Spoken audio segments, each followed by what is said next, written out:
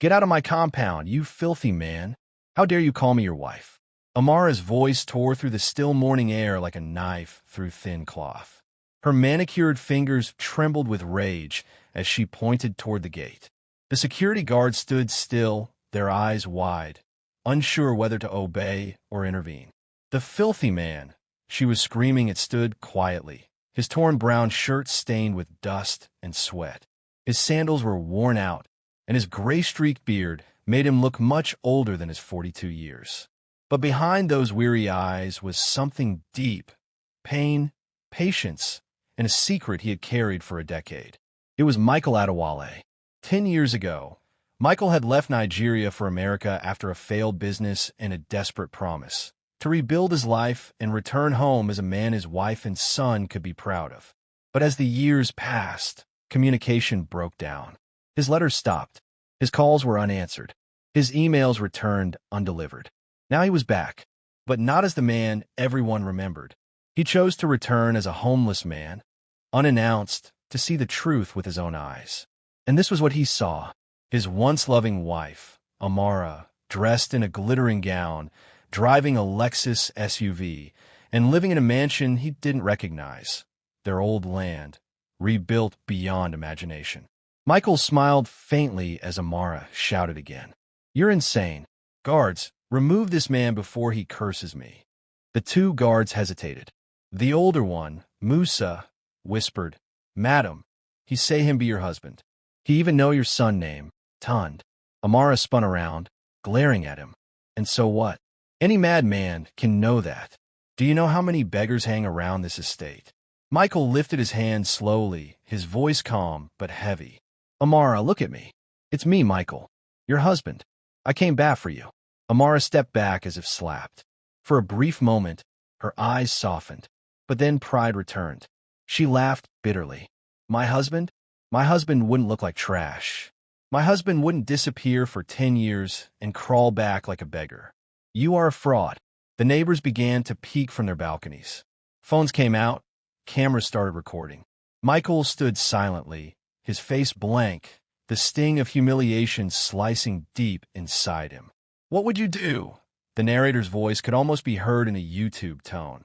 "If your wife publicly shamed you after 10 years abroad, not knowing you were a billionaire in disguise?" Hit the like button if you've ever been betrayed, and comment below where you're watching from. Michael turned slowly toward the gate. "It's okay," he said softly. "I'll go." But before he could step out, a familiar young voice called from inside the mansion. "Mom, who's that man?" Michael froze. His eyes widened. It was Tund, his son. Tall, handsome, wearing a school uniform and backpack. The boy stood on the staircase, confused. Amara rushed to block his view. "No one, baby. Just a madman." Michael's chest tightened. "Madman?" He tried to speak, but Amara's glare stopped him. "Leave now," she screamed.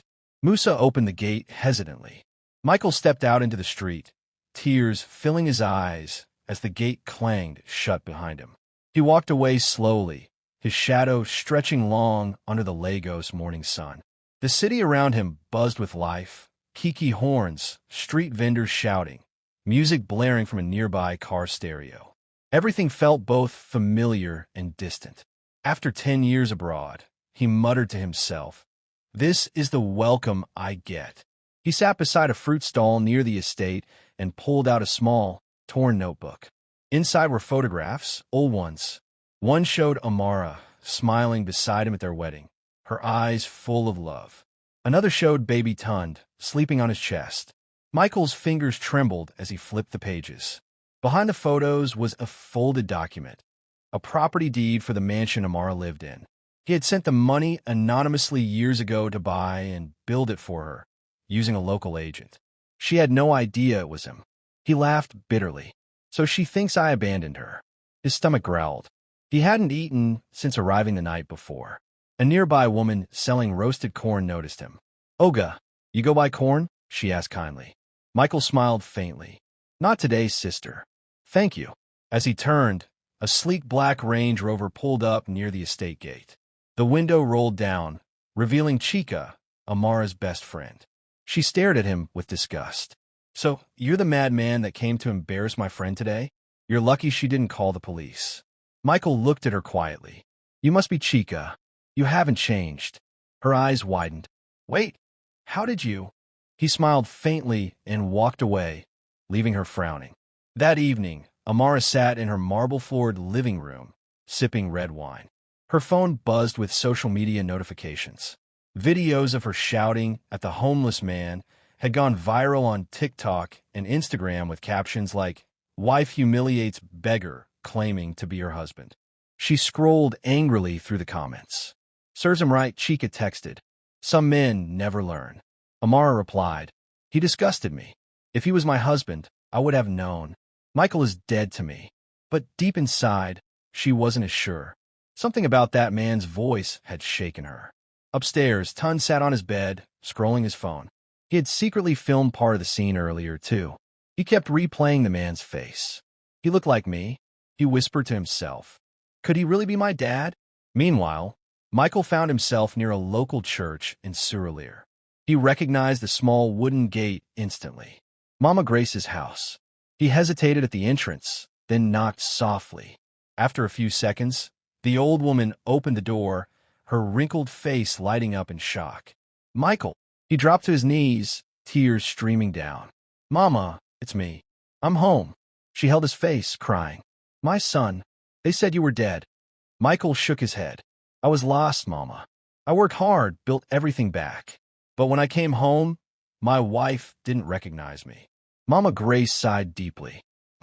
Amara was a good woman once. But pride can destroy a home, my son. Michael wiped his tears. I need to know if she still loves me, truly. So I'll stay hidden. I'll live like this for now. Let's see who she really is. Mama Grace frowned. You sure about this? It's dangerous, my child. Michael nodded. Sometimes, Mama, you have to lose everything to see the truth. The old woman embraced him. Then stay here tonight. Tomorrow, we'll talk to Pastor Enoch. He must know you're back. The next morning, Amara drove to her boutique in Lekki. She owned a thriving fashion store, Alma Styles. Inside, her staff greeted her nervously. The viral video had reached them too. Madam, sorry, people are talking, one of them murmured. Amara rolled her eyes. Let them talk. I have work to do. As she arranged clothes on the rack, a man entered quietly. The same homeless man, wearing a cleaner's uniform now. Amara froze. You again? The store manager rushed forward. Madam, he's the new janitor from the cleaning company. Michael kept his head low. Good morning, Ma. Amara stared hard at him, trying to place his face. Something about his calmness unnerved her. You look familiar, she said slowly. He smiled faintly. Maybe you've seen me around. She turned away quickly. Just do your job, and don't talk to me. Michael bowed. Yes, Ma. As she walked past, her perfume lingered, the same scent he remembered from their wedding night. He swallowed hard, gripping the mop handle. So this is what love becomes, he whispered. Hours later, Chica arrived at the store, smirking. Girl, you won't believe what I found out. That beggar from yesterday? He's been hanging around your boutique, too. Amara frowned. He works for the cleaning company. I don't know what game he's playing. Chica leaned closer. Maybe he's stalking you. These Lagos madmen, you never know. Amara laughed nervously. Well, if he's looking for trouble, he'll get it. Neither of them noticed Michael listening quietly from the back room, eyes glinting with hidden pain and purpose. He had seen everything he needed. Now, the test had begun. That night, as Amara left her boutique, her car wouldn't start. Frustrated, she got out to check, only to find the homeless cleaner standing in the shadows, holding a small envelope. He stepped forward slowly. Madam, you dropped this today, he said. She took it, frowning, then froze when she saw what was inside. A photo of her wedding day. She looked up in shock, but he was gone. What would you do if your husband returned after 10 years and you didn't recognize him? Or worse, humiliated him in public? Comment your thoughts below and tell us where you're watching from. Don't forget to like, subscribe, and turn on notifications for more gripping African stories from our channel. 10 years earlier, the morning sun of Lagos poured golden light over the crowded streets of Yaba. Michael Adewale, a young mechanic with grease-stained hands and a heart full of ambition, was fixing an old Peugeot when she first walked by. Amara Nwosu. She was everything the street wasn't. Graceful, educated, perfumed, with the poise of someone who had seen better days. Her father ran a small tailoring shop nearby, and every morning she passed Michael's garage to buy groceries for the shop. Michael had noticed her for weeks, but never had the courage to speak. Until one humid afternoon when she dropped her purse and its contents scattered onto the dusty ground. He rushed to help her. "Here," he said, handing her a small brown envelope that had fallen under a tire. She smiled, her dimples deepening. "Thank you. You're always working hard here, aren't you?" Michael wiped his brow, shyly, trying to build something small. "My own garage one day." Her eyes softened. "Dreams are good, Michael. Just don't let Legos crush them." That was the beginning. Within months, they were inseparable, walking to evening services together at the small church down the street, sharing roasted corn after work, and talking about the future. He told her how he wanted to build a company that would fix and sell imported cars. She told him she dreamed of opening a boutique, dressing African women in elegance. Their love was simple, rooted in struggle and laughter.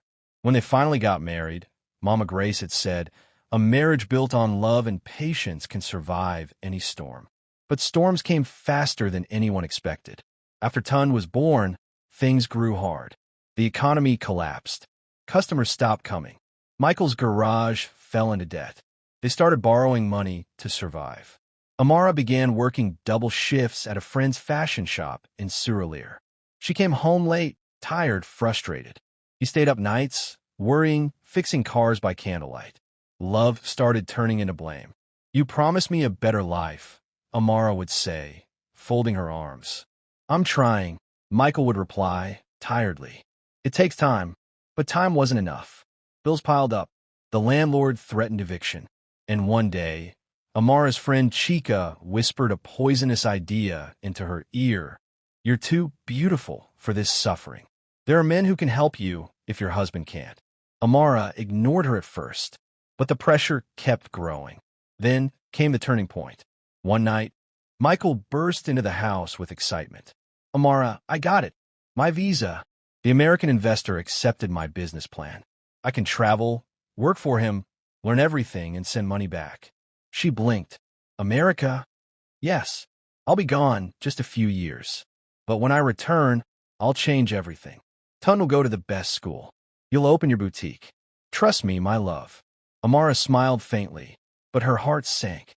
"You're leaving me?" Michael took her hands. "I'm leaving so I can come back better. For us." She nodded silently, tears sliding down her cheeks.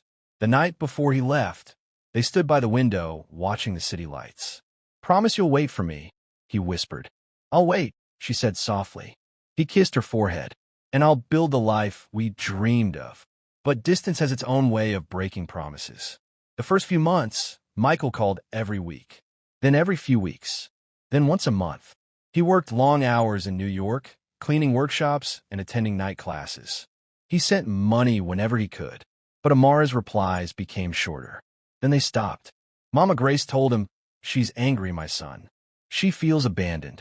Michael tried harder, sent gifts, letters, emails. Nothing. One night, he received a message from an old friend back in Lagos. "I see Amara often these days. She's doing well, new car, new shop, but she's with someone else." Michael refused to believe it, but the seed of pain was planted. Years passed. Michael's fortunes changed. He learned the ropes of the car import business and struck gold when his American partner died, leaving him control of the company. He became a silent billionaire, investing across Africa, all while hiding his identity. But money couldn't erase the hole in his heart. He never remarried. Every night, he watched Amara and Tun's old photos on his phone, until one day he decided it was time to go home. He arrived in Lagos quietly, avoiding the media.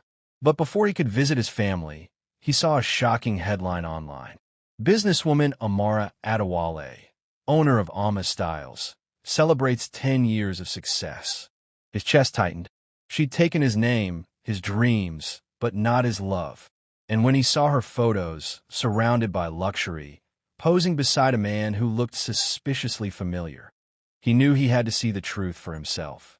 That's when he decided to pretend to be homeless. He wanted to see who she truly was without the mask of money.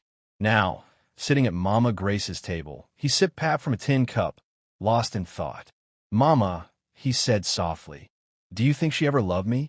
The old woman looked at him kindly. "Love doesn't die, Michael. It just hides behind pride." Michael nodded. "Then I'll test her pride." Mama Grace frowned. "Be careful, my son. The heart can be cruel when it feels betrayed." Michael stood and looked out the window toward the distant city lights of Lecky. "Tomorrow," he murmured, "I'll go back there, but this time I'll get closer." The next morning, Amara woke up early. The viral video had made her anxious. Her boutique customers had dropped. People whispered behind her back. She insulted a man claiming to be her husband. She told herself she didn't care. But deep inside, guilt gnawed at her. When she got to the boutique, she found Michael, still dressed in the cleaner's uniform, mopping the floor quietly. For a second, she just stared at him. Something about his calmness, the way he moved, the faint smell of engine oil that lingered around him. It all felt too familiar. "Cleaner," she said coldly. "What's your name again?" He looked up slowly. "Mike, Ma." She frowned. "Mike what?" He smiled faintly. "Just my Ma." The sound of that name, Mike, made her chest tighten. She turned away quickly. "Finish your work and leave before noon." He nodded. "Yes, Ma." As she walked away, he watched her silently. Every move, every gesture. She had changed, yet she hadn't. And then, while he was sweeping near her office, he overheard her on the phone. "Don't worry, darling," she said softly. "He's gone. That homeless man won't come back. You can come tonight. Tom will be asleep by 9. Michael froze. Her voice was full of affection, the same tone she once used with him. He pressed closer to the door, his hands trembling. "Darling?" A man's deep voice replied from the speakerphone. "I miss you, Amara. You know I can't stop thinking about you." She giggled. "You'll see me soon." Michael's chest tightened, pain tearing through him like fire. He stepped back quietly before she could notice. That evening, Amara left the boutique with a bright smile, humming to herself. She didn't notice the cleaner following her from a distance, blending into the busy Lego streets. She stopped at a restaurant in Victoria Island, where a tall man in a suit waited, Mr. Cola, one of her business clients. They hugged warmly before entering. Michael watched from across the street, his eyes burning. So this was her darling. He turned away, fists clenched, whispering to himself, "You'll show me who you really are, Amara. And when you do, you'll remember the man you threw away." Hours later, he returned to Mama Grace's house, his heart heavy. Mama Grace opened the door and gasped. "Michael, what happened? You look broken." He sank into a chair. "She's with another man, Mama." Mama Grace sighed sadly. "Oh, my son, the city changes people. But don't rush. Let the truth come to her in its own time." Michael nodded, eyes red. "No, Mama. This time, she will see it with her eyes, and the world will see it too." He stood, determination hardening his features. The next morning, Amara woke up to find a plain envelope under her door. Inside was a note written in neat handwriting. "The man you humiliated knows your secret. Tonight, your truth will come out. A friend." Her hands shook as she read it. She ran to the window, but no one was there. Somewhere across town, Michael stood outside her boutique, watching quietly. The test had officially begun. The Lego sun was already high when Amara arrived at her boutique, Alma Styles. Her nerves were on fire. She'd barely slept. That anonymous note had replayed in her head all night. "The man you humiliated knows your secret." She had hidden it under her pillow, too scared to throw it away, too proud to tell anyone. Chica arrived late, strutting in like a celebrity. "Babe, you look stressed. That video still trending?" Amara shot her a look. "It's not that. Someone slipped a note under my door last night." Chica's eyes widened. "What kind of note?" Amara hesitated, then whispered. "It said my secret will be exposed." Chica blinked. "Which secret, Amara?" Her voice was calm, but her eyes were sharp, too sharp. Amara looked away. "Forget it. Maybe it's just a prank. But please, make sure no strangers hang around the boutique today." As she spoke, Michael swept quietly near the back, pretending not to listen. But every word pierced him like a knife. He could see the fear in her eyes. Good, he thought. Let her feel what betrayal tastes like. That afternoon, customers began to arrive. Amara tried to smile as she helped a wealthy woman choose a dress. But her hands trembled when her phone buzzed with a new message. Unknown number. Meet me at Civic Center by 6 p.m. if you don't want your affair exposed. Her blood ran cold. She looked around quickly. Everyone seemed normal. But when she glanced toward the cleaner, he was already looking at her. Their eyes met briefly. His expression was unreadable, calm but heavy. She turned away quickly, heart pounding. Could he be the one sending these messages? She thought. Meanwhile, across the street, a young boy sat on a bench eating puff-puff, tunned. He'd followed his mother secretly after school, hoping to confront the cleaner himself. He had a strange feeling about the man. There was something familiar in his eyes, something warm, something fatherly.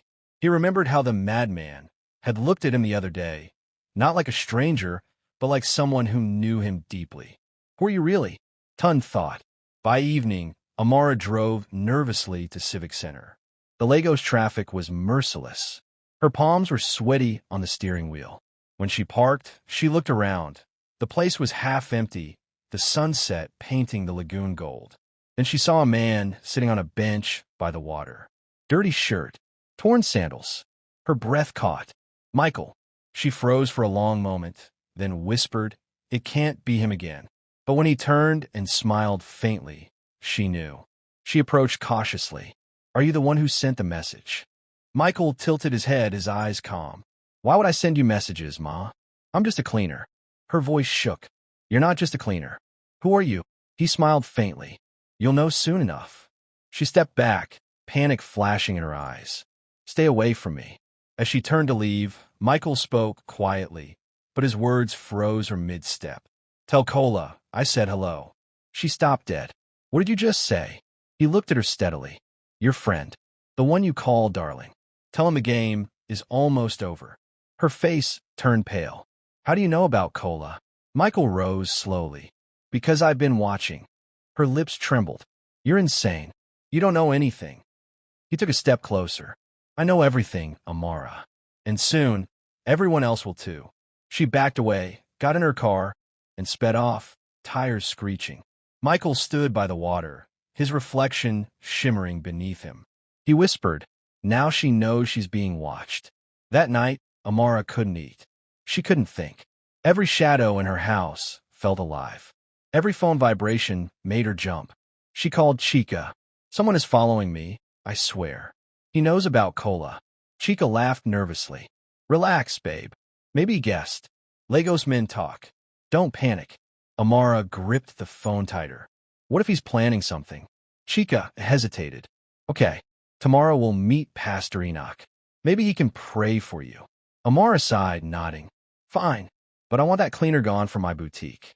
Tomorrow, across town, in the dimly lit sitting room of Mama Grace's house, Michael sat with Pastor Enoch. "I want to understand," the pastor said quietly. "You returned home, saw your wife, and instead of revealing yourself, you're testing her?" Michael nodded. "I love her, Pastor, but she betrayed me. I need to see how deep the rot goes before I forgive or walk away forever." Pastor Enoch frowned. "Vengeance won't heal a wound, my son." Michael's jaw tightened. "It's not vengeance. It's truth." The pastor sighed. "Then may God guide you. But remember, when truth comes, it cuts both ways." Michael looked down. "So be it." The next morning, the boutique buzzed with gossip. One of the junior staff whispered, "Madam, someone put a big poster outside." Amara rushed out and froze. Pasted on the wall beside the shop entrance was a large printed photo. Her and Cola at a hotel restaurant, holding hands. The caption read, "Lagos designer and secret lover. Is this true love or cheating?" A crowd had gathered, whispering and snapping pictures. Amara's heart nearly stopped. "Who did this?" Chica gasped dramatically. "Oh my God, Amara!" Michael stood across the street, pretending to sweep the gutter, watching quietly. His face showed no joy, only sadness. Amara tore the poster down, trembling. "Find out who did this. Now." Hours later, she called Cola. "Did you post those pictures anywhere?" Kola cursed. No, someone must be trying to blackmail us. Calm down. Calm down? My reputation is at stake. I'll handle it, he said. Meet me tonight at Eco Hotel. We'll plan. Amara nodded shakily. Okay. She hung up and looked at her reflection in the mirror. Tears filled her eyes. What is happening to my life? She whispered. Behind her, in the hallway, Tun stood silently. Mom, he said quietly. Is it true? She spun around. Tun, how long have you been there? He looked at her, his voice trembling. The man outside, the one you called mad. He said he's my father. Is he? Her throat went dry. No, baby. He's not your father. Then where's my father? The boy asked. Amara forced a smile that didn't reach her eyes. Your father is dead. Tun frowned. Then why do you look scared? Every time that man's name comes up. Amara couldn't answer. He turned and walked away silently. That night, Amara dressed in a black gown and drove to Eco Hotel. She didn't know she was being followed. Michael's car, an old Corolla borrowed from a friend, trailed her from a distance. He watched as she entered the hotel lobby and met Kola at the bar. They hugged, unaware of the hidden camera Michael had placed in his wristwatch.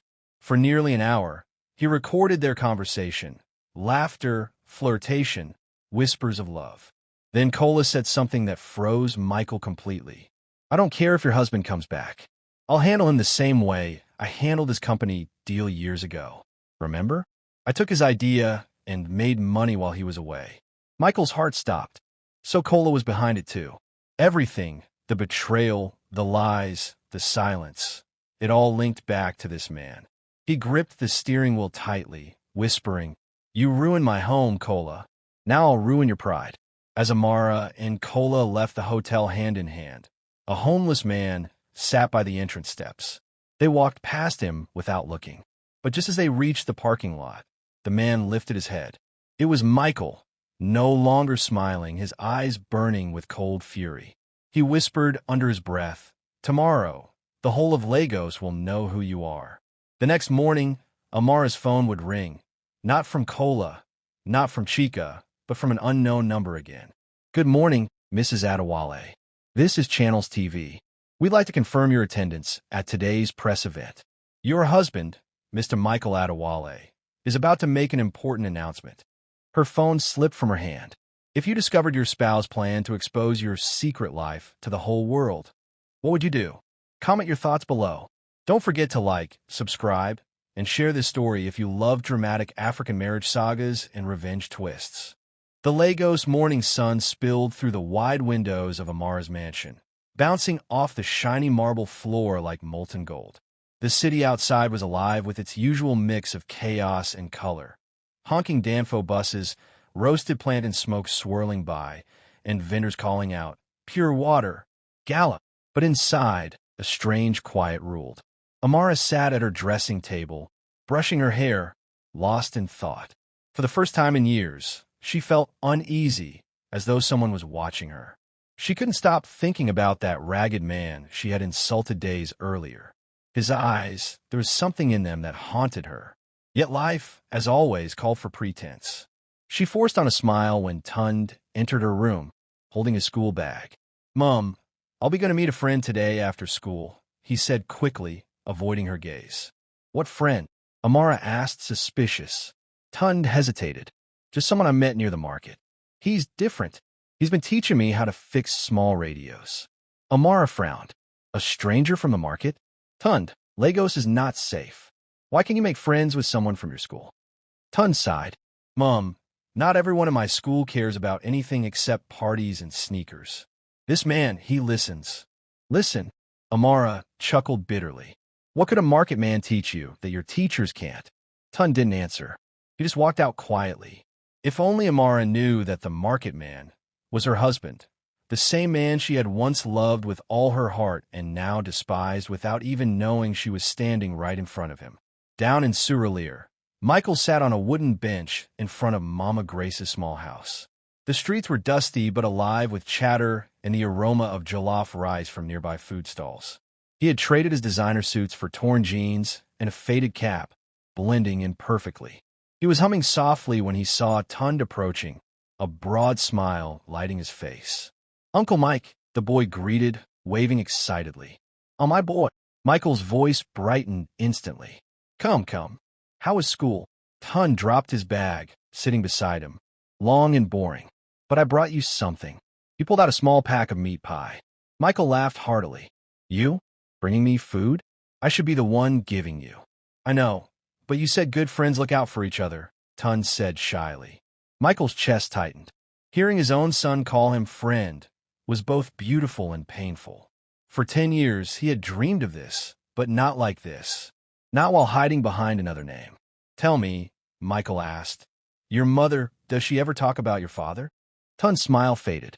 Not really. She just says he left us, that he didn't love her anymore. Michael looked down, clenching his fists. And do you believe her? Tun shrugged. I don't know. Maybe he had his reasons. Sometimes adults keep secrets. Michael smiled sadly. The boy was wiser than he realized. That evening, Tund invited Michael to the school's community football event, saying he wanted him to meet some of his friends. Michael agreed, though he knew the risk. Someone from the past might recognize him. At the field, music blared from loudspeakers. Parents chatted along the sidelines while students played. Tund introduced Michael to his teacher as Uncle Mike, my friend from the market. The teacher smiled politely but looked confused. He looks familiar. Before Michael could respond, a voice cut through the noise, sharp, commanding. Tund. Amara was there, dressed in a bright ochre gown and gold earrings that caught the sun. She froze when she saw Michael standing beside her son. Her eyes widened. You again, she hissed. What are you doing here with my son? Mom, please, he's my friend. Your friend? She snapped. This filthy man? He probably wants money from us. Mama, please, Tund tried to whisper, embarrassed by the attention they were drawing. Parents nearby turned to stare. Some even whispered. Michael remained calm, lowering his gaze. Amara's anger boiled. If I ever see you near my son again, I will call the police. Her words sliced through the air. Children stopped playing. The teacher looked shocked. Michael nodded quietly. I understand, ma'am. But before he left, he looked at Tund, eyes full of emotion. Stay good, my boy. Never forget, true wealth is not what you wear, but what you give. Then he turned and walked away slowly, his heart breaking all over again. That night, the rain came down in heavy sheets. Michael sat under a makeshift roof beside the market stall, soaking wet. He had no appetite. His son had been torn away from him again, and this time by the very woman he had once trusted with his soul. He thought back to their wedding day. Amara in her white gown, smiling shyly as she said, I'll never leave your side, no matter what life brings. Where did that woman go? As thunder rolled, Mama Grace appeared beside him with a lantern. My son, she said gently, you can't keep living like this. God has tested your patience enough. Maybe it's time to show her who you are. Michael shook his head. Not yet, Mama. I need to know if there's any goodness left in her heart. Mama Grace sighed. And if there isn't, Michael looked into the stormy night. Then she'll lose everything she thought she had. The next morning, Amara received a call that changed her day. It was Chica. Babe, you won't believe what I heard, Chica said, her voice brimming with gossip. That dirty man you embarrassed yesterday. Someone in the market says he used to own big properties in Ikoyi. They say he disappeared abroad years ago after some business collapse. Amara frowned. What nonsense. You think that man is rich? He looks like he hasn't eaten in days. Chica laughed. Lagos people like to disguise Anyway, I warned you. Be careful how you talk to strangers. Life has a funny way of flipping tables. Amara brushed it off, but something in her chest stirred. She poured herself a glass of wine and stood by the window. In the distance, she could see the gray skies clearing. The same direction Tund said his friend stayed. Was it possible? Could there be something more to this man? Before she could think further, her phone buzzed again. This time, it was a message from an unknown number. When she opened it, her breath caught. It was a photo of her, taken secretly, shouting at the homeless man at the football field. Underneath the photo, one line was typed. A queen's heart is revealed not by her words, but by how she treats the broken. Amara froze, the glass slipping from her hand and shattering on the floor. Her heart pounded. Who sent this? How'd they have that picture? She looked around the empty room as if someone was watching. And somewhere far away, under the glow of a dim streetlight, Michael smiled sadly and whispered, "Now, Amara, let the truth begin." The mysterious photo shakes Amara's confidence as she begins to suspect the homeless man might not be who she thinks he is. But who is watching her, and why do they know her darkest moments? The morning air in Lekki was thick with humidity and secrets. Amara stood before her mirror, touching up her makeup. She had been unusually quiet all week, haunted by that anonymous message. The image of herself shouting at the homeless man, now forever captured, had spread across her thoughts like wildfire. No one else seemed to know about it, but the mystery of it gnawed at her sanity. Every time her phone buzzed, her heart jumped. Who took that photo? And why did it feel so personal? She tried to shake it off. Chica had invited her to a charity event that evening at a luxury hotel in Victoria Island. "You need to get out and enjoy life, girl," Chica had said on the phone. "Forget that nonsense. Men will stress you out if you let them." Amara forced a laugh. "You're right. I deserve some fun." But deep down, she knew she was running away, not from stress, but from guilt. That evening, the event glowed with Lagos glamour. Bright gowns, champagne glasses clinking, and slow Afro beats filling the air. The scent of expensive perfume floated through the hall. Amara arrived looking flawless in a golden dress, her beauty drawing whispers. Chica waved her over from a corner table. "Look at you," Chica exclaimed. "People will think you're the first lady." Amara smiled weakly. "You flatter me too much." But Chica wasn't done. "You remember Femi, my business partner from Abuja? He's here tonight. He's been asking about you." Amara's heart skipped. "Chica, please don't start." "Oh, come on," Chica teased. "You're still young. Your husband is gone. You deserve happiness." Amara's lips tightened. Happiness. That word didn't belong to her anymore. Yet when Femi arrived, tall, confident, and dressed in a crisp black suit, something inside her stirred. His presence was commanding. His voice was smooth, and his laughter warm. He kissed her hand politely. "So this is the famous Amara I've been hearing about." She smiled shyly. "And what exactly have you been hearing?" "That you're the most elegant woman in Lagos," he replied. Her cheeks flushed. She hadn't heard such words in years, not since Michael. They talked for hours, and with each passing moment, her defenses lowered. She told herself it was harmless, just conversation, just escape. But Femi was patient, charming, dangerous in the quiet way men like him could be. Meanwhile, in Surulere, Michael sat in front of a small television set in Mama Grace's living room. The evening news was on. "Coming up next," said the anchor, "High Society Charity Ball. Lagos elite gather to raise funds for children's education." As the camera cut to footage of the event, Michael froze. There she was, Amara, radiant, laughing beside another man. His jaw tightened. Mama Grace turned to him, eyes soft but knowing. "My son, don't let anger destroy the plan. God sees everything." Michael didn't answer. His hands were trembling. "Mama, I gave her everything. My love, my years, my loyalty. And now look." He stood abruptly. "It's time. She needs to see who I've become." Mama Grace frowned. "But I'm not revealing myself yet," he cut in.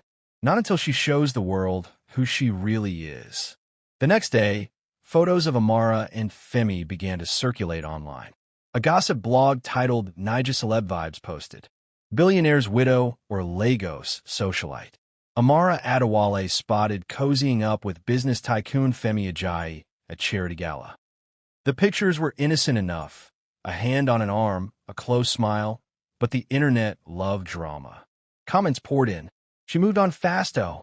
10 years missing husband. Now see her smiling with another man. She's living soft life while her man might be dead." Amara was mortified. She tried calling Chica, but her friend wasn't picking up. Then her phone buzzed again. The same anonymous number. This time, the message read, "Public disgrace begins with private choices." Amara's blood ran cold. She looked around her luxurious sitting room, as if someone were hiding in the shadows. Who was doing this to her? Days later, she met Femi again at a rooftop lounge. Lagos glittered below them. neon lights, loud laughter, and the hum of the city. She sipped her wine nervously. People are talking about us. Maybe we should stop meeting. Femi chuckled. Let them talk. I don't care. I like you, Amara. You deserve to be treated like a queen. His words melted her defenses once more. For a moment, she forgot the cameras, the whispers, the guilt. She only saw a man who made her feel wanted again. But as they leaned closer, a waiter passed by, holding a phone, pretending to check something. Only he wasn't a waiter. He was one of Michael's men, and he took every photo he needed. The next morning, Amara woke to chaos. Her phone was blowing up. Messages, calls, notifications. She opened one, a video clip trending on TikTok, Twitter, and Instagram. Wife of missing billionaire spotted romantically dining with a Abuja businessman. The video zoomed in on her, laughing, sipping wine, Femi's hand over hers. Her reputation was in ruins. She dropped her phone, panic spreading through her like wildfire. No, this can't be happening. She called Chica, still no answer. Then, trembling, she dialed Femi. Femi, did you see? But before she could finish, a calm voice answered. Mrs. Adewale, maybe it's time you stop pretending. She froze. Who is this? The line went dead. At that very moment, across town, Michael stood before a mirror in a dim apartment. For the first time in years, he wore one of his tailored suits. He looked powerful again, the man he used to be. His reflection stared back at him, sharp and determined. She disgraced me before the world, he murmured, and now the world will watch her fall. He picked up his phone, opened the same anonymous chat, and typed a final message. Next time, she'll kneel to apologize, not knowing the man she insulted was her own husband. He hit send. Then he smiled. It was time to set the final trap. Amara's affair becomes a viral scandal, but she has no idea the man orchestrating her public humiliation is her long-lost husband, the same homeless man she insulted. Meanwhile, Michael prepares his next move, one that will expose everything. What would you do if your past came back for revenge? Drop your thoughts in the comments. And don't forget to like, subscribe, and share this story with someone who loves powerful African marriage dramas. The morning sky over Lagos was pale and heavy, like a secret waiting to be confessed. Amara hadn't slept. Her phone lay on the table, still buzzing from missed calls, while online headlines screamed her shame. Everywhere she turned, Instagram, Twitter, even WhatsApp groups, there she was. The once proud Amara Adewale, now the trending symbol of betrayal. She sat on the edge of her bed, hair messy, eyes swollen from crying. She whispered to herself, God, what did I do to deserve this? But deep down, she knew the answer. Pride, greed, a coldness that had crept into her soul over the years. Still, she didn't know who was behind the storm, and that terrified her more than the public disgrace itself. Across town in Surulere, Michael watched the chaos unfold on his tablet. His plan had worked perfectly. He saw Amara's pictures plastered on gossip blogs, her name dragged across comment sections. But instead of satisfaction, he felt something else, a deep ache twisting inside him. Mama Grace came out of the kitchen, wiping her hands on a towel. My son, you look troubled. Isn't this what you wanted? Michael sighed. I thought I wanted justice, Mama. I thought making her feel my pain would heal me. But now, it feels like I've wounded myself. Mama Grace sat beside him. Revenge never heals a heart. Only truth does. Maybe it's time to end this game. Michael looked away. She wouldn't even recognize me now. To her, I'm a ghost. Then let her see the ghost, Mama Grace said softly, so she can remember the man she buried in her pride. Later that day, Amara sat in her living room, staring blankly at the TV when her housemaid rushed in. Madam, someone is at the gate. Who? Amara asked, her voice weak. The maid hesitated. He says he's from your past.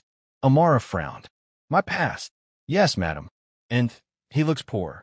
Amara's heart skipped. Could it be that same homeless man again? She stood slowly and walked toward the gate. The air was still. Even the birds seemed to watch. When she saw him, her knees nearly gave out.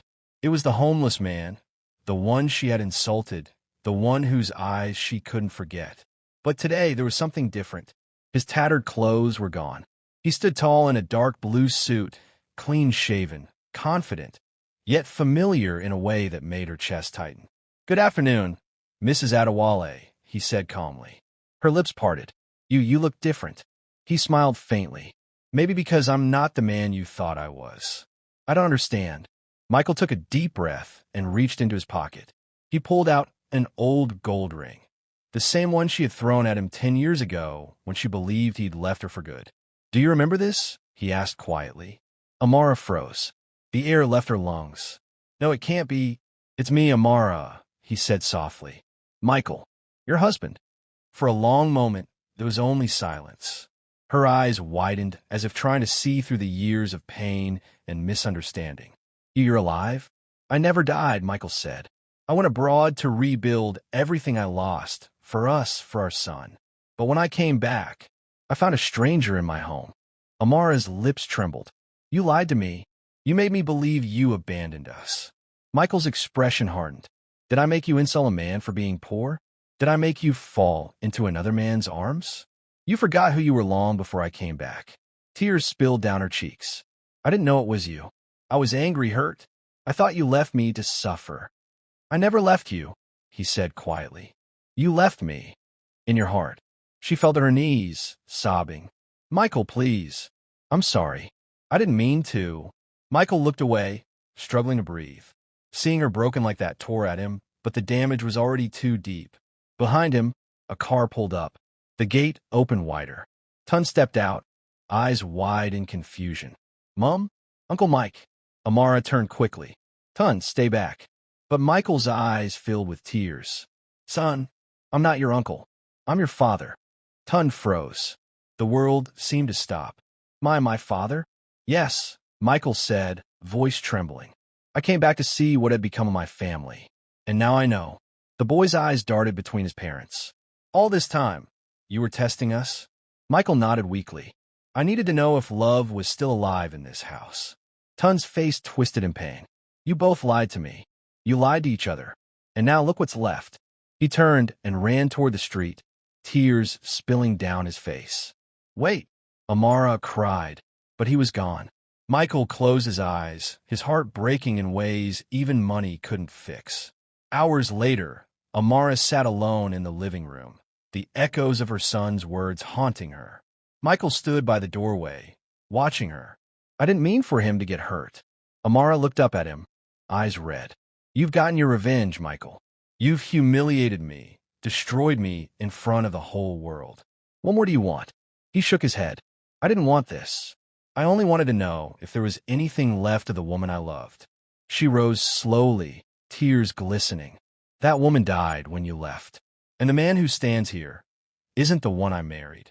For a moment, they just stared at each other. Two people broken by pride and time. Michael finally stepped closer, placing the old ring on the table. "I'm leaving again," he said quietly. "Not because I hate you, but because we both need peace." Amara's voice cracked. "And what about Tun?" Michael smiled sadly. "He'll find his own truth. Maybe one day he'll forgive us both." He turned and walked away, leaving the mansion that once echoed with laughter and promises. Amara fell to her knees, clutching the ring, sobbing into her hands. Outside, thunder rumbled over Lagos. The city moved on, loud, uncaring, alive, while inside, two hearts that once beat as one drifted apart forever. Days later, a headline appeared online. "Mysterious billionaire donates entire estate to orphanage, declines to reveal identity." Amara read it and knew immediately. It was him. She smiled through her tears and whispered, "Goodbye, Michael." Weeks later, Amara received a small package delivered to her gate. Inside was a photo, her, Michael, and Tund, taken years ago, and a note in Michael's handwriting. "Some wounds never heal, but love always leaves a mark." She pressed the note to her heart, tears streaming down her face as the camera panned out. The mansion quiet, the past echoing softly through its halls. What do you think? Did Michael do the right thing? Or was his revenge too cruel? Comment your thoughts below, and don't forget to like, subscribe, and share this African marriage drama if you believe love can still rise after betrayal.